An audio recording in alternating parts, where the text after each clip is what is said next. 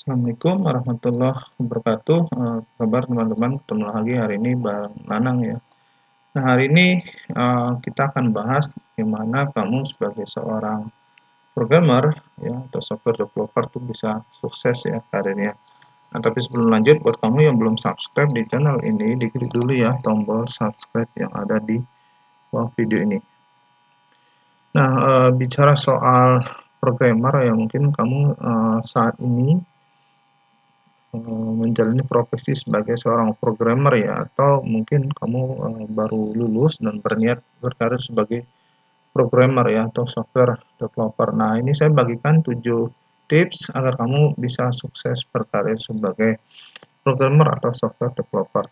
Nah, yang pertama itu kamu paling nggak harus punya gelar sarjana gitu ya, atau yang setara. Jadi misalkan kamu lulusan teknik informatika ya, atau lulusan sistem informasi, atau lulusan teknik komputer, atau lulusan rekayasa perangkat lunak gitu ya, bisa di S1 ya, jenjang S1 atau di D4 ya, karena sama ya antara jenjang D4 dengan strata 1 ya, jadi sama-sama itu gelarnya itu adalah sarjana ya. Jadi kebanyakan lowongan kerja saat ini misalkan paling tidak minimal kamu S1 atau sarjana ya. Tapi kalau kamu D3 misalkan ya, saya anjurkan kamu untuk ambil kuliah lagi ya, lanjutkan sampai dengan S1-nya selesai ya, agar kamu bisa sukses berkarya sebagai programmer atau software developer.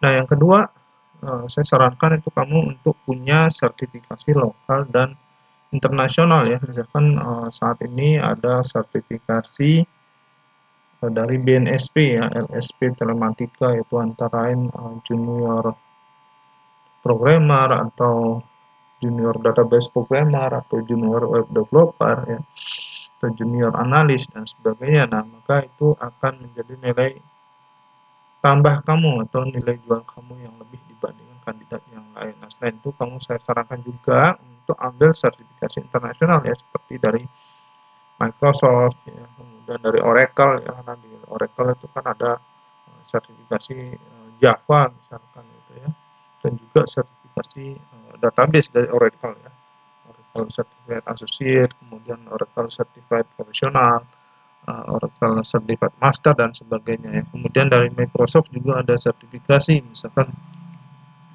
sertifikasi untuk Azure ya, developer dan sebagainya ya. Jadi saya sarankan agar kamu ambil sertifikasi lokal dan internasional. Nah, yang kedua itu kamu perdalam atau mendalami salah satu bahasa pemrograman yang banyak dicari dan itu kamu sukai ya, misalkan Java gitu ya, atau C, C++ ya, atau C# ya. Kemudian kalau di web itu ada PHP gitu ya, kemudian ASP, ASP.NET dan sebagainya. Jadi kamu dalami satu bahasa pemrograman yang itu nanti benar-benar kamu kuasai gitu ya. Jadi spesialis kamu ahlinya di situ. Jadi kamu perdalam bahasa itu sampai benar-benar ahli. Nanti di tips selanjutnya itu akan kita lihat ya. Nah, kemudian yang kedua itu perdalam tambahannya. Jadi misalkan kamu udah sangat menguasai Java gitu ya. Nah, itu kamu pelajari satu skill lagi ya, itu misalkan C atau C++ gitu ya, sehingga menunjang nanti keahlian kamu di dalam pemrograman. Jadi kuasai satu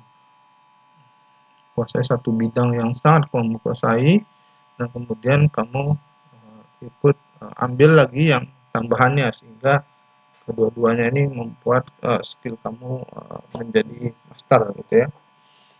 Nah, yang berikutnya kamu juga belajar tentang sistem operasi, di mana development tools itu kamu gunakan. Jadi misalkan kamu menggunakan Java di Windows ya, atau di Linux ya, atau di Unix, Mac OS dan Android dan sebagainya.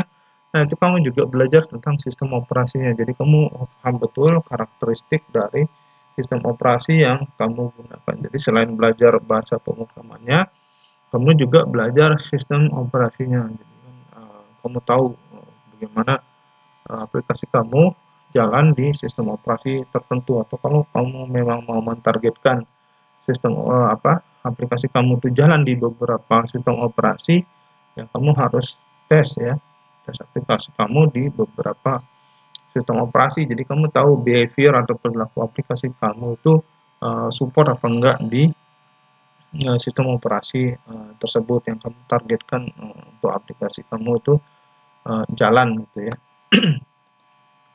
Nah, yang berikutnya itu ini adalah kalau kamu mau berkarir melompat ke yang lebih tinggi lagi, itu paling enggak kamu punya pengalaman minimal 5 tahun dan 10.000 jam.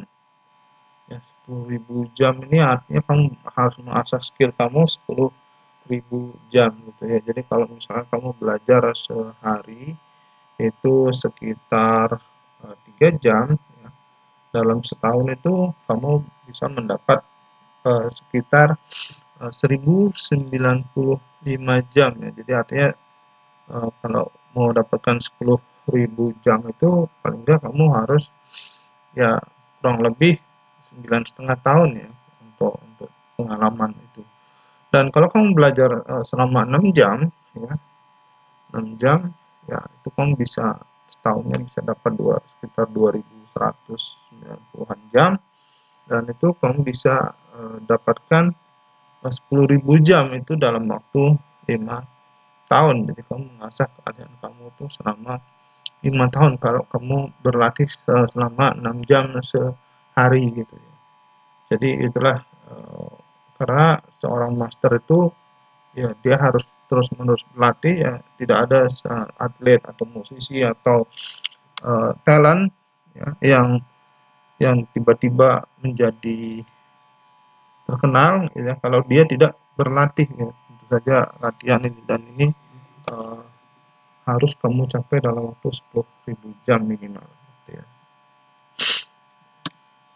Nah, kemudian yang berikutnya kalau kamu ingin sukses, saran saya setelah kamu 5 tahun itu kamu bisa kerja di perusahaan multinasional atau di perusahaan yang berada di luar negeri ya. Misalkan saya punya beberapa teman dan adik kelas juga ya, itu dia kerja ada yang di Eropa ya, di Jerman, di Inggris, kemudian di Amerika Serikat dan sebagainya. Itu mereka sukses berkarir sebagai programmer di perusahaan multinasional dan di luar negeri ya. Tentu saja di situ kalau kerja di luar negeri ya gajinya pasti dolar gitu ya, minimal 6.000 sampai 10.000 dolar per bulan ya. Tentu saja itu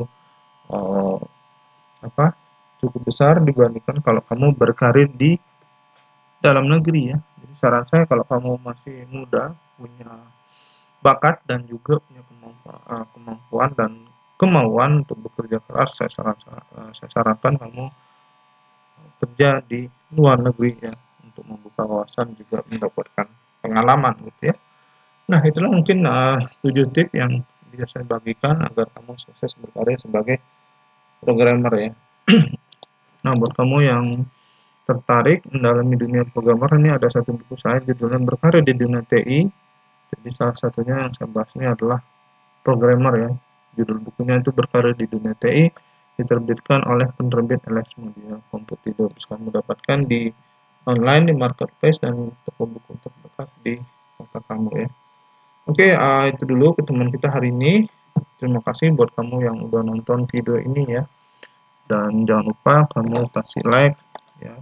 Kemudian komentar kamu apa tentang video ini, dan bagikan video ini ke teman-teman kamu biar mereka tahu informasinya ya. Dan kunjungi blog saya, linknya ada di bawah video ini juga. Dan pasti ini buat kamu yang belum subscribe dari kemarin, ditunggu ya. Ayo hari ini diklik ya tombol subscribe-nya dan bunyikan belnya. Jadi kalau ada video baru dari saya nanti muncul notifikasinya di YouTube kamu. Oke, makasih, sampai jumpa kembali. Assalamualaikum warahmatullahi wabarakatuh.